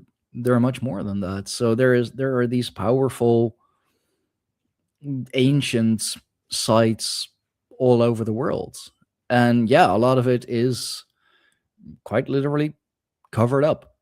But that's because we've had so many, different types of floods or resets or phoenix events, as some like to call it. Even the Sphinx in Egypt has signs of water erosion. There have been skeletons of whales found in the desert. So it had to be, water or underwater at some point, especially if there are whale skeletons found, because whales they need the deep waters, because they are just these massive beings, of course. Like, you won't find a whale in your neighborhood pond. I mean, maybe the neighbor who likes to eat, but it's not the kind of whale we're talking about. The Himalayas, man. When I first went up into the north of Kashmir, up into Ladakh, and I walked across the desert floor, I was like blown away. I was like I had a guy with me who was taking us and showing us, because you can get lost in those deserts. And I was trekking out there. And I was like, dude, this is an ocean floor. Look at this. These are sea fossils. I was picking them up. These are ocean fossils. This is this. This is this. And he was like, yeah. Same everywhere. And everywhere I went in Ladakh, I noticed this. Huge plains, massive salt plains where there's salt everywhere. Like evidence of the ocean being there. Salt everywhere. Himalayan rock salt, black salt, pink salt. And, you can't imagine that somehow they went and, like, I'm talking not over small areas, I'm talking over huge areas. So imagine they went and fetched like 500,000 tons of fossils from the sea and drag them up to lay them out. I mean, it's not realistic. The only other option is that there was an ocean there. The Dead Sea. Like, what's the Dead Sea? How did it get there? Well, the ocean was there, right? The ocean's been in different places. So I think, like, this is an interesting point. And looking at elements of paganism, like, okay, so what have we not covered? Let's see what we haven't. Deity worship, magical spells, right? The green man was central to maintaining the crops, right? Everyone would have a green man type spirit, a watchful spirit. They would watch over your crops. It was the spirit of nature. It would make sure, but in order for the green man to work, you had to do something. You had to cast spells. You had to do a special ritual on solstice, right? The ritual had to be done in a certain way. Everybody had to be a part of the ritual. Everybody had to partake in it. It was, you didn't get like an exemption card, like, nah, I don't feel like doing the pagan ritual. It's like, no, we have to do this. We do this so that we can eat in winter, right? Yeah. Like, we want to survive. And so we are going to do what it takes to make this deity give us the blessings of nature. And so you'll find that this is like far more universal. And it doesn't matter whether you're in East Asia or South America or Europe or Africa. It's the same thing. Wherever you go, it's the same idea. Some kind of a ritual that you do at a special time of the year where the sun is over there and these planets are aligned like this, and that now we're going to do this special ritual. We do it every year. We do it with our heart and with soul. And we are going to sacrifice. We're going to give our important stuff, things that are valuable to us. We're going to put our time and energy. We're going to build a massive, beautiful effigy, which we're going to burn, for example. All that time and effort, we could have been having fun and, having sex and whatever. No. We were building effigies. This is what we did. So, like this, I think, is a big part, and magic is a big part of our pagan history. And so you've got like Wicca. Like, what is Wicca? Wicca is a pagan revival.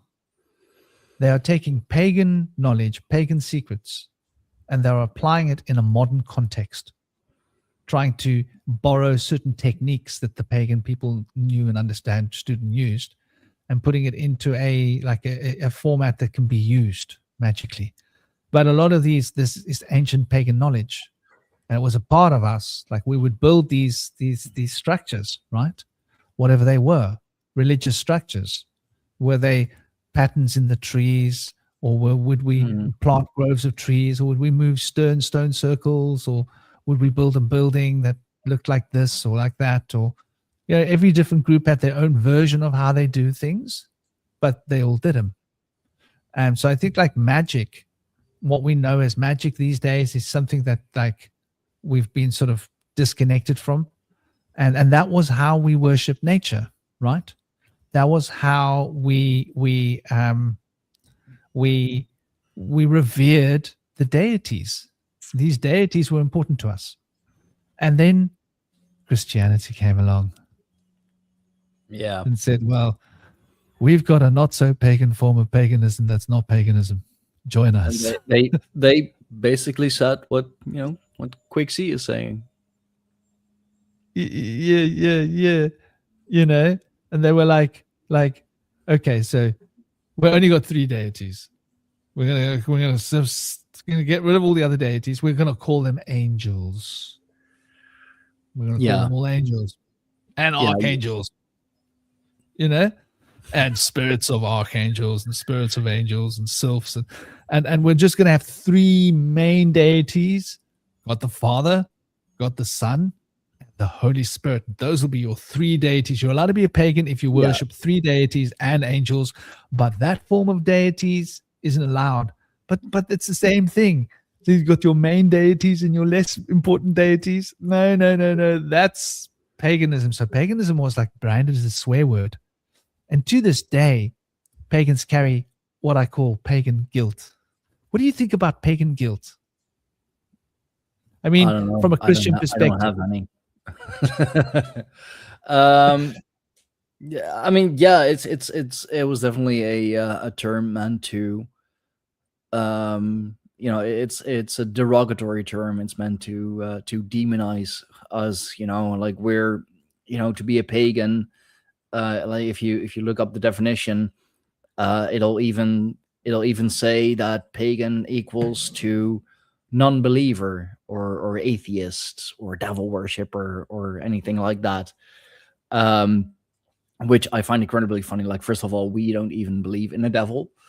We believe in dark, evil beings, sure, but like not one main guy, which is also a very Christian idea. Like you have one top guy, well, you gotta have like one bottom guy. Like you have one ultimate good, but one ultimate evil as well, who was once an angel, but like now not anymore. But he's lesser than God, but still God can stop him. It's complicated. Don't ask questions. Uh, um, atheist. I mean, like not believing in anything, dude. Like we believe in multiple gods. And yeah, we have our patron gods, of course. A farmer wouldn't worship Odin, for example. Like what uses Odin to a farmer?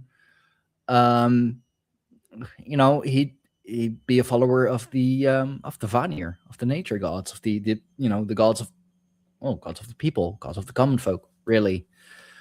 Um, a master magician, for example, yeah, they would worship Odin. A martial artist would definitely follow Thor, would definitely follow Tyr. But yeah, it's definitely especially pagan has really become this demonized name for us. Paganias, people living outside of the city, and it is of course in the city where all the sophisticated people live, who use their brain and not just their body and their imagination, because we are civilized folk. I'm sorry, I have lived in multiple cities. There are no civilized folk in the city. uh like actually just yesterday, I had a freelance gig in the what you could really call the Dutch countryside. And yeah, those guys are, they're big and brutish, but I mean, those are like those people, those are the Dutch. They're big, they're brutish, not the big brain kind of people, but they're honest, they're hardworking. And I would honestly call them something closer to the true Dutch, the true pagans, than the people that I work with in The Hague, for example, or the people that you'll find in these like tall office buildings with their like, I don't know, 2,000 euro suits. um so yeah, that's in short to say that I believe that the people living in the country, or in the countryside, that they're more honest. They are more they have a more pagan way of thinking as well, because they're smaller towns, smaller communities. Everyone knows each other. Oftentimes it's made up of like just 4 or 5 different families, and that's the whole freaking town. So everyone is related to like somebody else. That's definitely what I saw yesterday. It's like, oh no, she's my niece. Oh no, that's my uncle. Oh, it's my aunt. Like, oh no, I know him. Like he's from the next town over. Um, so, and it's that community the community spirit. Like that's what it was all about, in in pagan times as well, because the community is all that you had. Like you needed each other to survive. I mean, as you just said, like you all partake in the ritual so that you are ensured of a good harvest, so you'll survive the winter. It's Every time.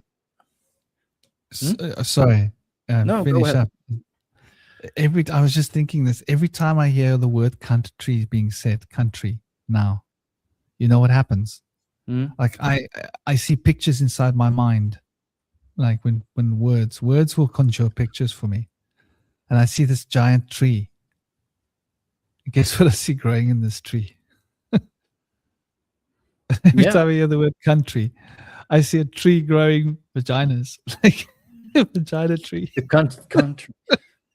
Okay. That's what my unconscious does. My brain works like this. Like you said the word Sure. country, I see a tree with vaginas like fruit. But it makes me think of like what you're talking about, community. You know, the word country. It's like it's our ancestral tree, which connects to the Divine Mother. Oh, and which, yeah, okay. which is like That's a little all less of us assertive. have come out of this tree, out of the vaginas in the tree, right? Yeah. And made a forest community. And I think like what we've got these days as country is like the point is lost on it. You know, I don't think it's an accident that we call it a country. I think you might have a Literally. point there, because it's also the Vesica Pisces, for example, is such a important symbol. Yes. Like you'll see it in the like the Jesus fish, for example. That's the Vesica Pisces, which is, you know, the vagina. It's where we all come from, and where most men spend their life looking to, go back to. Hey, it's pleasant. I can't help it. It feels good. And also in Germanic mythology, it was the Ganunga gap, the literally a void, Vesica Pisces, where the two realms came together. Fire and ice came together within the vagina, creating this world.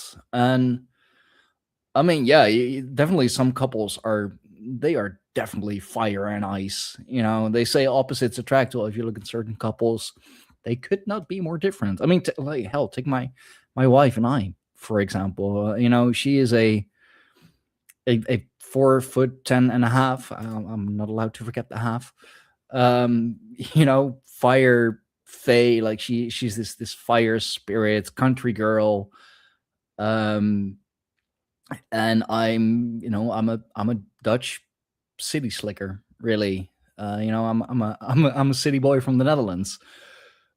We couldn't be more different, yet we have this attraction to each other that we can't explain. So yeah, fire and ice. I mean, she's definitely fire, and let's say that I'm ice, but our relationship could definitely be seen like that. So yeah, and the us coming together, something beautiful has bloomed of it, which is our relationship, which is our marriage. That's another thing, like the ritual of marriage.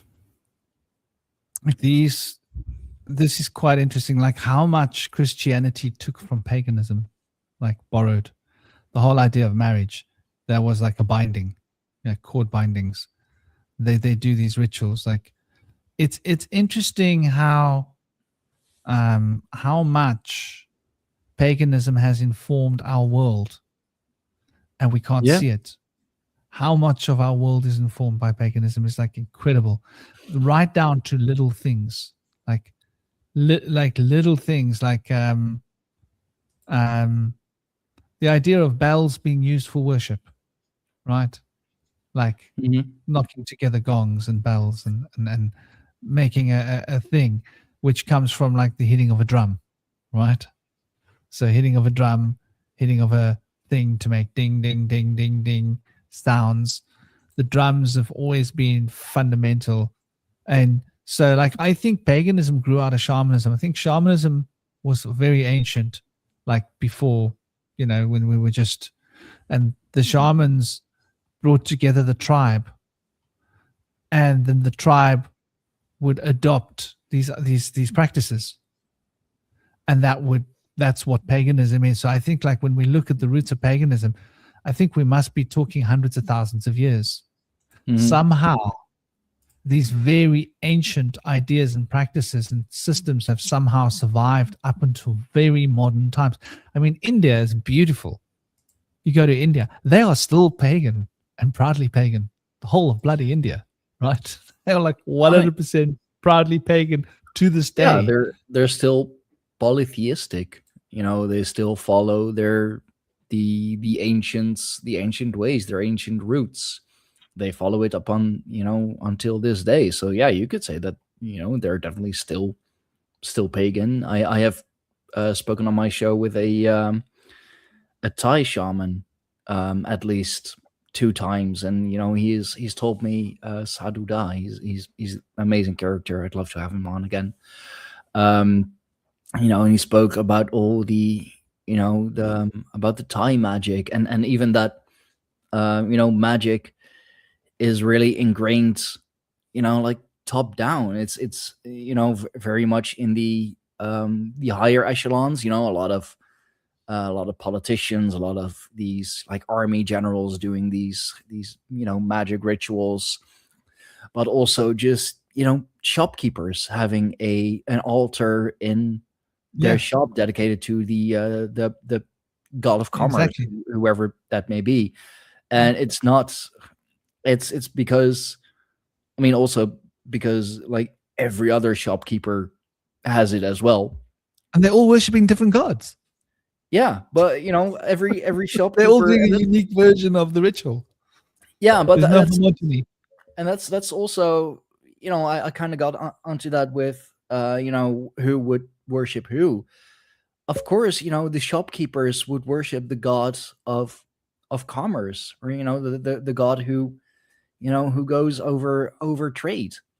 That's why the sailors here in the Netherlands, for example, they worshipped or prayed to or sacrificed to Nehalenia, who is the goddess of trade and the goddess of the ocean. Because we're a seafaring people, we're an ocean trading people. We've always been for the longest time. So it would only make sense if you would, before you go on a long journey, whether it be, um, well, raiding or trading, let's say, uh, you would sacrifice to Nehalenia, because you want a good voyage, you want a good trade. And the same in the in Thailand. Magic is not something special there. Magic just is. And it's I've with my wife, with Firefay, a while ago, we were on this huge, well, Zoom presentation with a very, very well renowned Egyptologist, who she is a huge fan of. She loves ancient Egypt. And she also said that in ancient Egypt, magic wasn't anything special. It was part of everyday life. You wouldn't do the rituals like on these special days and special times, and all the magic wands or whatever. No, it was everyday life. Magic, as I said, like magic just is. And that's something that we have lost in the West, and have created mythologies about, have created stories about. And now magic is this fantastical thing. No, magic is still there, and I mean, you could it's pretty cheesy, but magic is also in the little things. You know, my wife, she absolutely loves her nephew. You know, we call him Squishy because he's small and he's squishy. And you know, he's a magical little boy because he's so incredibly cute and is so filled with love. And that's magical. You know, the love of a child is magical. I mean, we finally have a bit of sunshine here, which is also quite, I mean, even the sun is quite magical. You know, solar worship is one of the most ancient forms of deity worship there is. So magic is everywhere. Magic is everything. It's not special.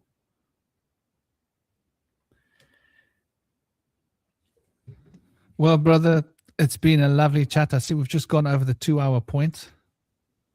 Unless there's any last ideas. Namaste, the star. I hope you're well. We're just about to sign off. We need to eat lunch. Yeah, I still need to have breakfast. But I mean, Me that's too. I haven't eaten. I skipped breakfast like a long time ago. It was straight to lunch. yeah. I mean, well, first meal of the day is still breakfast. Doesn't matter what time Yeah. it is. You know, it might be 6 a.m, 6 p.m. First meal is breakfast. Doesn't matter. Last thoughts. Yeah, I don't know. I'd say, you know, listen to your or find your mythologies. Write your own mythology. Mythologize yourself. Create these grand stories about yourself. Because why not? And let's make magic great again. Hell yeah. And by making it great, we mean like breaking it down into its little bits, grating it down into, you know, like the sand underneath our feet, everywhere, the soil that grows our food. I think the more we devote ourselves to developing our natural relationship with nature and the living forces of nature, which is also the living forces that bring our nature to fruition, the same forces of life that feed who we are the same forces that feed the flower and the plant and the ox and the cow and the pig and the goat and the bird and the trees. Don't forget the trees and the whales. So let's start digging deep into ourselves and going back to nature, because this is what we've lost. We've lost respect for nature as a society. And people are scared of nature. Do not fear nature, but revere nature, respect nature, go into nature humble. Yep. If you see a snake, don't run from it. Sit down on the ground and humble yourself. Snake will not bite you if you humble yourself. Animals won't harm you if you humble yourself. But if you're like fearful and panicking, they won't trust you. And if they don't trust you, you're in danger. So I think embrace nature, embrace magic. And that's also a huge part of the pagan revival. Of course, reconnect with nature, reconnect with your inner being. We are all nature. Nature is us. So by reconnecting with nature, we reconnect with who we truly are, what we truly are. Call it a spiritual revival. Call it a the second coming of Jesus. I like to call it the pagan revival.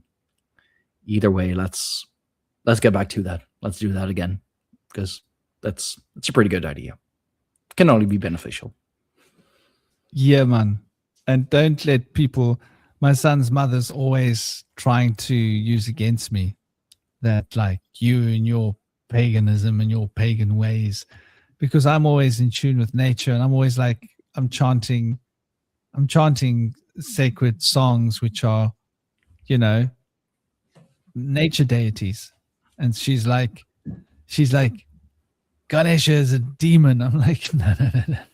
Oh, I'm so tired. So you might have to face up to the Christian scorn, but straighten your back and take the scorn and go, thank you for your scorn. You may keep it. It's yours. You had it. You created it. You enjoy it. I'm going to enjoy my nature. Christianity And had to take so much from paganism anyway to, even be slightly accepted. So exactly. It's like I always say, at least I'm honest about my paganism. true that. You are a pagan pretending to be something you're not. Come on, which one of us is keeping it real? She doesn't like that. And I taught my son. Yeah, like he came and he said, "Oh, paganism." I said, "Oh, in the church, what's that thing on the wall? Man hanging on a cross." I said, "Oh, what's that?" I said, like, like, what's the difference? Think about it for a moment. And he started realizing, okay, so whether it's a Ganesha statue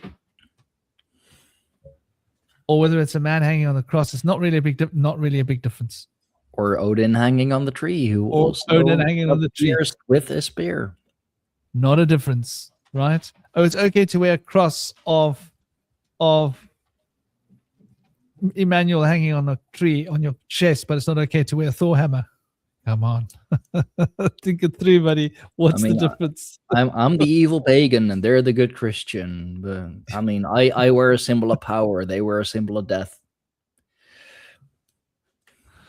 Well, namaste, Edward. The blind is leading the blind here. Well, maybe all you got to do is wash your eyes out. I suggest urine. Urine's a great way to wash your eyes out if you're feeling a bit blind. Good luck. It's always good to wash the eyes out well. Keep our eyes open. If we can't see it, then we just need to look a little harder, look a little deeper. We're all the same. Humanity is humanity. If we look deep into the heart of Christianity, we'll see a pagan. And if we look deep into the heart of paganism, we'll see the same values as Christianity. Don't lie, don't steal, don't cheat, don't do bad things, don't harm people, respect other people, respect their freedom to pursue their lives. We all know what's good and bad in our hearts, right? Yeah. Because if we do something that's not good, we feel like, oh, I feel bad I did that, I'd say one difference is, Christianity says turn the other cheek and paganism says eye for an eye. Well, old Christianity says eye for an eye as well. Yeah, like Jesus, on the spot braiding the whip to whip the merchants out of the temple. Like, where is that guy gone? I like him. Yeah, well, this is what I'm saying. Like the Romans got hold of the book. They were like, do we want them taking our eyes? No. We want them turning the other cheek. Why? Do we want You're charging us too much taxes? Just turn the other cheek. Okay. Yeah. It's all about taxes, people. Do we want them powerful or do we want them under our subjugation? Well, I think I know what the answer is. So let's write it to our advantage. Turn the other cheek. Just take it. The word ta is to receive. Ta. Right? Ta. So we get from that developing the word take. Right? Which is the root, coming from the root of ta. And then X is an old sign of Saturn. Right? The Saturnalia festival. So the tax, that the church charge. The tax started with the church. Before the kings, started with the church.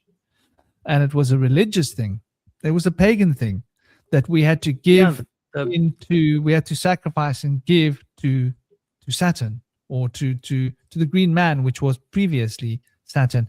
And so that X represents, that deity represents the cube. And so the churches started to tax people, right? You had to pay a tithe. A tithe was a tax, right? Yeah. It was a 10% of what you earned. You had to give to the church. It was your tax. And then the kings were like, hey, that's a good idea. I like style. We'll take that. We'll take that. Thank you very much. In fact, church, you give us some of yours, like money. You got too much money. And so the tax comes from a religious idea, comes from a pagan. The very idea of paying tax is paganism. And the churches were doing mega churches and pastors flying around in a G6 private plane, but it's okay because it's a secondhand one. yeah. And it's the it's a Chinese pilot. He charges less.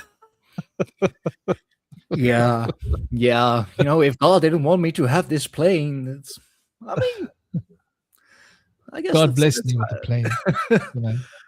That's God's one way to blessings. rationalize it. Like, if God didn't want me to have this plane, he wouldn't have made it so cheap. I mean, yeah, sure. I'm sure you got that G6 on a bargain. Only 200 million. Well, everyone else in your congregation flies economy at best. Yeah. Well, big love to everybody in the chat. Take it easy. Keep it sweet. Keep smiling. It's been great, guys. As always, Stein, an honor and lovely chatting with you. Hope you enjoy your Saturday. Enjoy your breakfast, lunch, your food. Sunday even. Take it easy. Enjoy the sunshine. It's raining cats and dogs here. So, well, switch of the seasons. I'm keeping the sunshine. Sorry. Tomru, Chaos, Gaz, Howard, Edward, big love to you. Take it easy. And obviously everybody else that's been here chatting with us, Tom Rue and the Star and every day and big love to all of you. Take it easy. Enjoy your Sunday. Big smiles, big blessings. Om Namah Shivaya. Take it easy and revere nature. Keep the magic alive. Let's make nature great again. How do we make nature great again? We leave her alone.